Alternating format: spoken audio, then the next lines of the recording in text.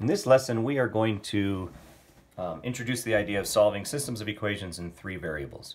So typically, one of the methods that you have is elimination. You could use substitution, but most of the time they're kind of set up like this, and elimination is one of your most efficient ways of doing it. So in the end, you're going to see that we're actually going to use we're going to use elimination 3 times within each problem.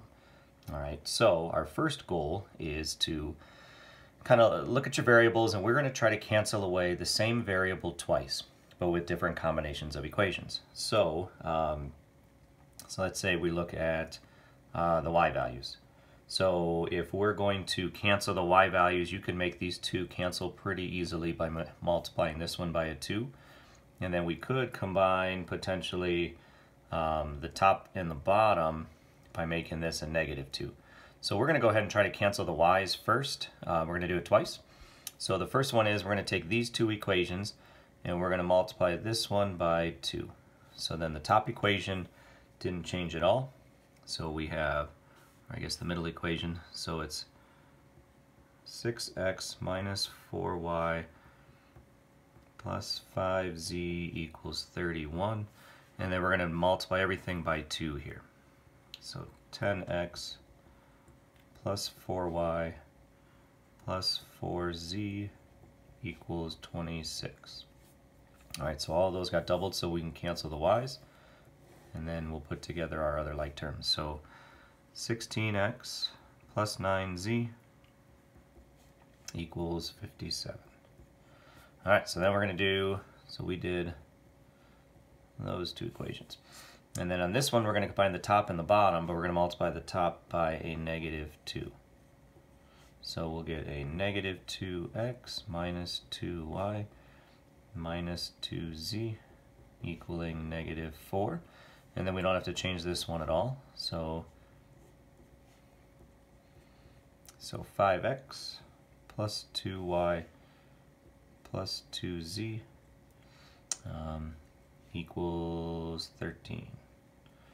All right, so the y's are going away, which is what we were shooting for, and wonderfully the z's go away. So that doesn't always happen, but that's actually going to potentially save us some time. So here that leaves us with a 3x equaling 9. Divide by 3. X gets us 3. That's awesome. So we're going to take that and actually plug it into this. I didn't expect that to happen, but that's okay. We'll take advantage of it. So if we found our x, we can plug it into this equation, which will get us our z. And then once we have our x and our z, we can pick one of the other equations to plug it into to find the y. So let's plug it into this one. So if we plug in 3 into this, we'd have 16 times 3 plus 9z equals 57. That makes 48. Plus 9z equals 57.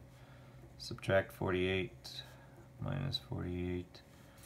We have 9z equals 9, which makes z equal to 1. All right, great. So we have z, we have x. I'm going to plug it into the top one because that's probably the easiest of them, and make sure that we're going to find our y value out of that. So our x, so let's kind of separate out our work so far. Our x is 3, plus our y value, which we don't know, plus our z value, which is 1, is looking to equal 2.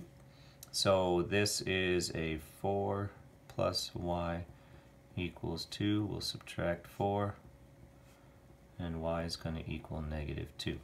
So our solution is an x, y, and a z. So it's 3, -2, 1.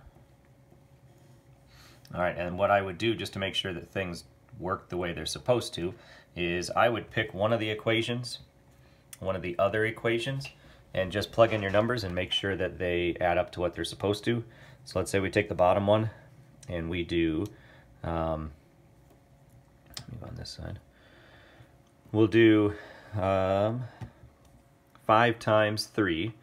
So 5 times 3 plus 2 times -2 plus 2 times 1.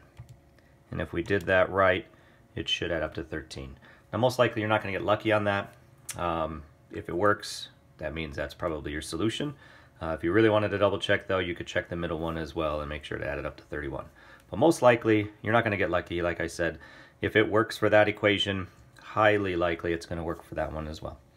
All right, so that was first example. We'll do 2 others that are similar to that, but most likely it's not going to work out where you're just going to get a value out of that.